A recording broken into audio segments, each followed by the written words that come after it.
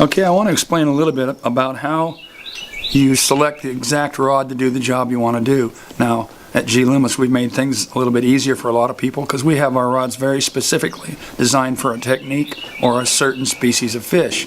And while there's heavy rods and light rods and medium rods and all that, the way I choose a rod, especially with all these new fast action rods we've got these days, is I base mine on the size of the bait, much more than the fish. Now, obviously, if you're going to fish in Florida and the weeds and the heavy cover, you want a heavy rod that can manhandle those fish and get them out of that cover quickly. But when I'm fishing normal lakes where you're fishing two cover, where you got open water in front of it, I base my rod selection on the size of the lure. So I can use a 2-power rod, which is, you know, like 10 to 12 pound test line, where I wouldn't normally, a guy might use a 3 or a 4-power rod. So I base mine on the size of the lure. If I'm going to use a big heavy lure, a big swim bait or something, I want a heavy rod. Obviously you're looking at size of fish in relation to that as well, but I think the most important thing is what you're comfortable with. And so give it a try.